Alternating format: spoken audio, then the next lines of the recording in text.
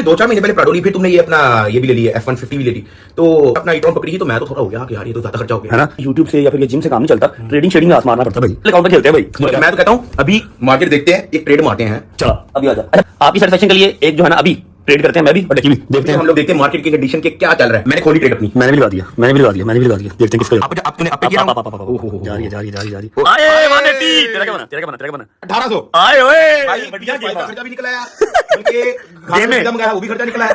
ठीक है भाई ऐसे होते हैं, गाड़ी में पेट्रोल भरने के खर्चे भी निकले हैं। सुकून हो गया नहीं हो गया आप भी, सुकून हो गया नहीं हो गया आप भी, और सुकून हो गया कि नहीं हो गया। यूट्यूबर सादुर रहमान उर्फ डकी भाई को लाहौर एयरपोर्ट से गिरफ्तार कर लिया गया। सादुर रहमान को national cyber crime investigation agency ने गिरफ्तार किया। 17 अगस्त 2025 को लाहौर एयरपोर्ट से सादुर रहमान उर्फ डकी भाई को गिरफ्तार कर लिया जाता है। डकी भाई बेस्ट व्लॉगर और इन्फ्लुएंसर्स का इवेंट अटेंड करने मलेशिया जा रहे होते हैं कि उन्हें कानो कान खबर भी नहीं होती कि उन्हें गिरफ्तार कर लिया जाएगा। डकी भाई के 45 दिन जेल में और 4 साल व्लॉगिंग की ज़िंदगी यकसू हो गई। सादुर रहमान का ताल्लुक़ लाहौर के एक छोटे से इलाके से था। यूँ तो डकी भाई ने कोई अहम तालीम हासिल नहीं की, छोटी सी उम्र में ही रोस्टिंग और लोगों को तंग करने के मशगले में चढ़ गए। डकी भाई कभी किसी को गालम गलोच करते तो कभी किसी को माँ बहन की गालियाँ देकर उसे जलील करते। देखते ही देखते डकी भाई गेमिंग करते करते पाकिस्तान के दी बेस्ट रोस्टर के नाम से मशहूर हो गए। लेकिन डकी भाई रोस्टिंग कम करते थे और लोगों को जलील ज़्यादा किया करते थे। डकी भाई दूसरों की बहनों की इज्जतें उतारते उतारते ये भी भूल गए कि उनके घर में भी बहनें मौजूद हैं और कल को उनकी भी शादी होनी है। लेकिन डकी भाई की ये रोस्टिंग कुछ ज़्यादा टाइम चल न सकी। कभी पुलिस पकड़ने आ जाती, कभी घर पे छापा पड़ जाता और कभी कोई FIR कटा देता। डकी भाई को समझ नहीं आ रहा था कि आखिर डकी भाई करें तो करें क्या। दूसरों को व्लॉगिंग का ताना देने वाले डकी भाई ने जब माँ सफदर को व्लॉगिंग करते देखा और दिन दुगनी रात चुगनी तक तरक्की करते देखा तो डकी भाई से बर्दाश्त न हुआ और डकी भाई ने भी जल्दी जल्दी शादी करके फैमिली व्लॉगिंग स्टार्ट कर दी। अब लोग डकी भाई को कम और उसकी खूबसूरत बीवी अरूप जतोई को ज़्यादा देखने आते थे। देखते ही देखते अरूप के इतने फ़ैन बन गए कि किसी ने अरूप जतोई की नंगी और न्यूड पिक्चर्स भी लीक कर दी। डकी भाई उस वक्त भी बाज ना आए, अपनी बीवी की वीडियो और पिक्चर लीक होने की भी वीडियो बना डाली और कहा कि जो इन तमाम लोगों को पकड़ेगा डकी भाई उसको करोड़ों रुपए का इनाम देंगे। डकी भाई की लेविश लाइफ स्टाइल, आए दिन की महंगी तरीन गाड़ियाँ और पाकिस्तान में आने वाली सबसे पहली इलेक्ट्रिक कार भी डकी भाई साहब ने ख़रीद ली। 5 करोड़ की गाड़ी, 10 करोड़ का बंगला, लाखों करोड़ों के टूर, कभी अमेरिका, कभी अफ्रीका, कभी श्रीलंका, कभी साउथ अफ्रीका, कहाँ डकी भाई घूमते फिरते नजर आए। ओए न्यूयॉर्क सिटी आज तक मूवियों में ही देखा है, अब रियल लाइफ में भी देख रहे हैं। बात है भाई, ओए ओए ओए ओए ओए, ये देखो चाइनीज लिखी है हर जगह। ओए हम लोग चाइना पहुंच रहे हैं यार। डकी भाई के महंगे तरीन लाइफ स्टाइल को देखकर हर बंदा इंस्पायर हो गया कि आखिर यूट्यूब में इतना पैसा है कि हम भी व्लॉगर बन जाते हैं।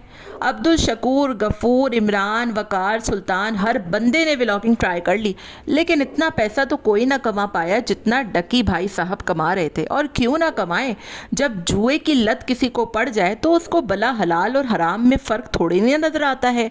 डकी भाई साहब ने करोड़पति बनने का शॉर्टकट अपनाया। यूट्यूब में कोई इतना पैसा नहीं है, लेकिन यूट्यूब की आड़ में अगर आप गलत धंधे करने बैठ जाएं तो बड़ा पैसा है। बाइनोमो एप्लीकेशंस और इस जैसी कईयों एप्लीकेशंस की एक वीडियो बनाने का डकी भाई 2.5 करोड़ रुपया लेते थे। और ज़रा सोचें, रोज़ाना अगर डकी भाई गैम्बलिंग एप्लीकेशंस की प्रमोशन करेंगे तो महीने का कितना रुपया बन जाता है। इसमें ऊपर नीचे ज़रूर हो सकता है, लेकिन लगभग इतना ही बनता है। बहरहाल डकी भाई ये करते करते उन तमाम गरीब लोगों को बेवकूफ़ बनाना शुरू हो गए सियालकोट से ताल्लुक़ रखने वाला एक शख्स अपना सारा पैसा रुपया इन गैम्बलिंग एप्लीकेशंस में हार बैठा। पहले ये लोग अपने लाइफस्टाइल से लोगों को इम्प्रेस करते हैं, फिर दुनिया भर में घूमते हैं, फिर महंगी तरीन गाड़ियाँ ख़रीदते हैं और बाद में इन्हीं एप्लीकेशंस के ज़रिए लोगों को बेवकूफ़ बनाते हैं। डकी भाई की बदकिस्मती ये थी कि डकी भाई को जिस वक्त गिरफ्तार किया उनके मोबाइल में सारा डाटा मौजूद था।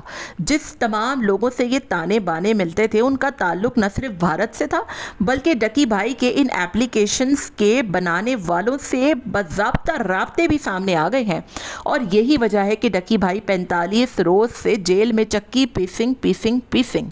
डकी भाई के बाहर आने का दूर दूर तक कोई इम्कान नहीं है और ना ही नज़र आ रहा है। उनकी वालदा, उनका भाई, उनकी बीवी इस वक्त शदीद तरीन परेशान है क्योंकि उस वक्त जब डकी भाई पैसे लुटा रहा था, तमाशे दिखा रहा था और अय्याशियाँ करवा रहा था तो किसी ने न पूछा कि आखिर इतना पैसा रुपया तुम्हारे पास आ कहाँ से रहा है। उनकी वालदा ने भी न पूछा कि तुम जुए को प्रमोट कर रहे थे। उनकी बीवी जो बिजनेस क्लास में बैठ कर पूरी दुनिया घूमती थी उसको भी कानो कान खबर न हुई कि ये जो कर रहा है वो सरसर हराम काम है।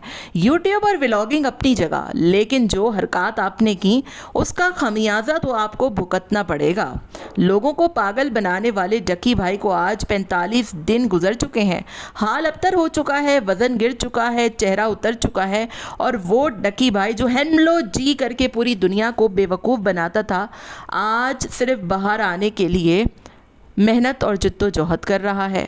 जिस डकी भाई को लगता था कि बाइनरी ट्रेडिंग से सारे मसले हल हो जाएंगे, अब ज़रा देखिए क्योंकि खुदा की लाठी तो बेआवाज़ है और हर उरूज को जवाल है। खुदारा जो भी यूट्यूबर्स आज खुद को खुदा समझ रहे हैं और गंदगी को प्रमोट कर रहे हैं वो ज़रा सोचें, कल को कानून उनकी भी गिरफ्त में आ सकता है। और जिन यूट्यूबर्स को लगता है कि उन्होंने ये तमाम हरकत की हैं उनके पास अभी भी वक्त है, वो सोच ले वो कर क्या रहे हैं, क्योंकि ये डकी भाई तो सिर्फ एक शुरुआत है। अभी आगे देखिए होता है क्या।